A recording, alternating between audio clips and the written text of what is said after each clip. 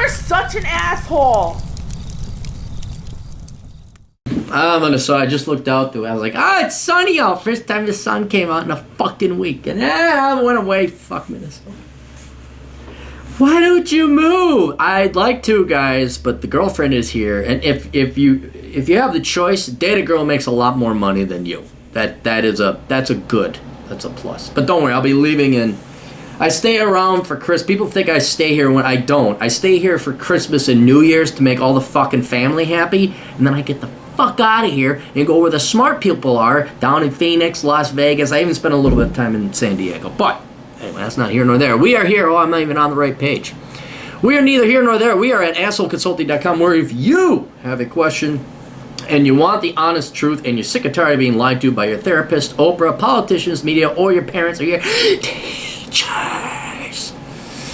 kill all the teachers, it'll be a fun day, then come to me, Asshole Consulting, where that little bit, I only charge $100 an hour. I don't even charge you $100 because it's only going to take 10 to 15 minutes for me to tell you what a fucking idiot you are and how many lies you've been told. So for that little $25, $35, I could save your life. And I wish I was even I was trying to be sarcastic, but a lot of it's true. We've saved a lot of lives here at Asshole Consulting, preventing people from majoring in stupid shit. So go to Asshole Consulting, send me a query, blah, blah, blah. All right, Jacob writes, hi, Aaron. I have recently discovered a YouTube channel. I am interested in paying for some advice as I've enjoyed watching your content, which I find is entertaining and helpful. Damn right. I'm 24. I live in the Gold Coast in Australia. I'm currently working for a small business that makes and installs. This is so specific, I won't mention. You work in a skilled trade that offers a very unique service and product. I am the right-hand man for this business. He is 65 and has had this business for 15 years. It says he never borrows money to support the business. Well, I will believe that when I see audited financial statements for the past 5 years. I want to see tax returns for 5 years. I want to see audited financial statements for 5 years. And I want to be able to call the company that audited his financial statements for those 5 years and say, did you audit these financial statements for these 5 years? Because I've heard... This is exactly what I dealt with in banking, and it's important you understand this. The whole idea of a bank is somebody who doesn't have money comes to the bank and says, I need money. And we're like, oh, that's very interesting. And then we analyze whether or not they have the ability to pay us back. Ironically, we don't give a shit if they have any money left over for themselves. We only care if we get paid off first. And that's how every bank operates. So what we would do is we would analyze their financial statements, their tax returns, their balance sheet, their income statements. You can set up a personal and company income statement. You have accountants do that for you. And before we invest, meaning lend money to that company, we find out exactly what's going on with the finances of that firm.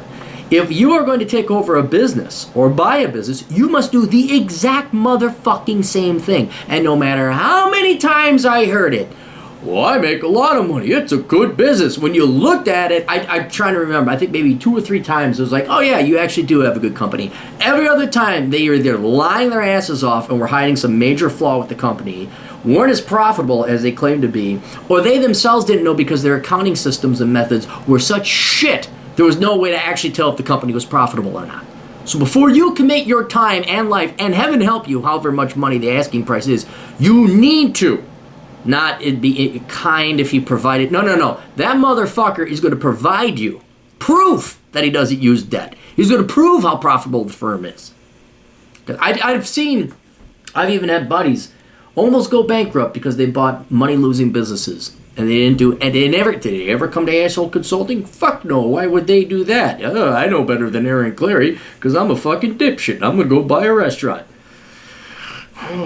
Where's Bob? I haven't seen Bob in a while. Oh, he's fighting bankruptcy because he bought that stupid restaurant that you told him not to. Saving lives. Literally saving lives at Asshole Consulting. Anyway. Which is incredible since he has 2 large pieces of equipment worth around $300,000 paid for with cash made on the stock market. Okay, well, see, there's another question. He never borrows money to support the business, which is incredible since he has 2 large pieces of equipment, probably worth around $300,000, paid for with cash made in the stock market. Well, wait. I thought his company was so successful they didn't need to borrow money. But if it's not profitable enough that he could use profits from the company generated from within, that he had to go to the stock market as an outside source of financing to pay for it, then the company wasn't making that much. See, this is the shit. This is 101 to me, but for you, oh my God, I'll start a business. You're blinded to this shit. It's almost like girl with red head and big boobies. Never mind, her husband's right there with a shotgun. You don't see that. You don't see any of the risks. Another truck and some other stuff, various capital assets. I work as a tradesman. I've been in charge of making the primary product that he makes, including ordering inventory and all that, as well as hiring and firing employees, organizing day-to-day activities, and also operating these equipments. I've been offered a full-time job at $60,000 a year before tax, which would leave me with about $900 a week in hand, which is about $100 less than I make right now due to overtime rates. Included in the offer is a car, laptop, and a phone. Also, a 10% share of any gross margin after $1 million in revenue. Okay, 10% of any gross margin. So he's taking out his cost of goods sold after $1 million in revenue. All right, so here's what you got to do. You got to see his tax returns. Has the guy even ever made more than $1 million in revenue? You now, if he's offering that, say, all right, I'd like to see your audited financial statements. Are we going to use your tax returns for this $1 million in revenue?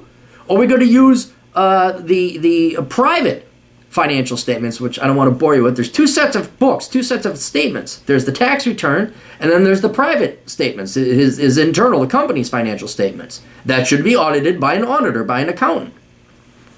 Which one are you going to use? One is designed to lower tax. The other one is to accurately measure how much money the guy's actually making. And then, has he ever broke $1 million in revenue? That's important because, I mean, if I've never broken $1 million in revenue, I don't expect to. I can say, I'll offer you 50% of any time we make over $1 million in revenue. So you absolutely have every right to look at the financial statements. Now, I turned the offer down because I'm not interested in having sick days and holidays and asked for a minimum $1,000 after-tax weekly income and scrap the days off. He's currently considering a different arrangement that will work for us both. So, wait, you're just working at this. I work as a tradesman. You've been offered a full-time job. So you're making less working part-time doing this. You're practically managing the firm anyway. I know you have this title, but you're managing the firm. Your operations manager is what it is. You make $60,000 a year before tax, $900 a week in hand, which is $100 less. Oh, you've been offered a full-time job at $60,000, which is less than what you're getting paid now. Including the offer is a car. All right, that'd save you a laptop and a phone, and 10% of any gross margin. The car that sweetens the pot a bit. But if you're a minimalist like me, you don't really need that fancy of car. So it's, I spend less than, God almighty, what am I spending? I'm almost spending less than $50 a month on a car. Like when you amortize the cost of my car, so $50 a month, that wouldn't come in. That 10% share of any gross margin after $1 million in revenue, that is where you're going to have to find out what he's making. Because that means nothing right now. If you could put a number on that, find out if he regularly makes over $1 million in revenue, and you get the details, what does that mean? Show me an example of how this translates into what my paycheck would be. That's where I would determine whether, yeah, I'd go work your full-time gig, or no, I won't. I'll continue working as this tradesman. I turned down the offer. The plan is to get me involved in running the business, especially increasing sales, and freeing up his time to work on innovations for the business. I also spoke to him about buying the business, and I think that will be in the cards within the next 5 years or so. And by that time, you should have a really good idea of the finances of the firm. You may even want to take some accounting classes. I mean, if you're already starting to come into this realm and you're the operations manager, forget buying the business. It's also good for you to have accounting under your belt so you understand and can measure how profitable and effective you guys are. I am really interested in pursuing this. However, I have one big block that I hope you could help with. The industry is heavily dependent on this particular industry. Therefore, housing prices and the big red flag of the Australian housing bubble. On the other hand, our product is superior to the competition, and there's some very exciting things in the pipeline. I have worked physical laboring jobs all my life, so I have no qualifications, and I can imagine in a crash the supply of physical laborers would be quite high. The question has two parts. One, what should I ask for except for the short-term job offer? Two, should I put all my eggs into this business or think about going to uni and get qualified? I'm confident I could handle pretty much anything I decide to. Thanks, Jacob. Okay. if you are worried about, see, here's the thing, you're getting all this experience, but it's not, you don't have a background or a degree in it, and you could put it as experience. That will certainly help, but it would be good to have some kind of degree or at least a title attached to it. Now, if you're splitting hairs over $100 a week, which is basically a draw when you consider he's going to give you a car, a laptop, and a phone, and your phone bill's paid for, financially you're coming out a horse apiece to do the exact same job. All right, so it would be nice, it would definitely sweeten the pot if you knew the gross margin was going to be more than $1 million. Then you could put an actual financial price tag on it, decide whether or not this is worth it. But until that point in time, I would say you might as well go with the job. Put that as a title.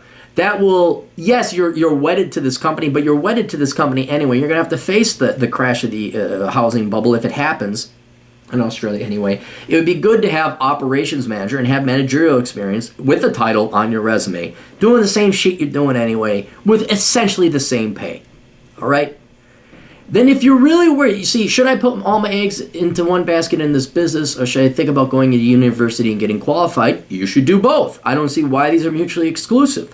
You go work full time, you get paid, and then at night you take some courses in accounting.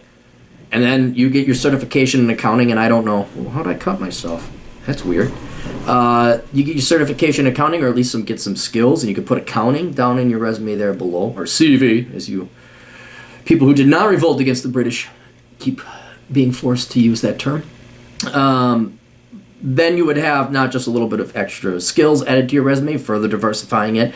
You would have the actual educational background, and you would have a plan B to go into accounting, which if the construction industry, the housing industry, or the Australian bubble were to burst, then I could become an accountant and go work for a chemical company, or I could go work for an airline or something like that. So absolutely, yes, this is kind of a no-brainer. I would say almost as long as the compensation is the same, it's almost a moot. It would be nice if you can help generate it. Hopefully the Australian bubble keeps going on for a while. I wouldn't bank on it. I mean, I would continue being a minimalist, definitely have a rainy day fund. But yeah, get your ass into night school, see what classes you can take online that are accredited, learn about the accounting cycle, learn some accounting, maybe get a 2-year certification, whatever it is over in Australia. And then then you're diversified. Then you got another skill in addition to this particular trade that you have. So anyway, hope that helps out. Sounds very good. Best of luck to you down there in Oz. Toodles.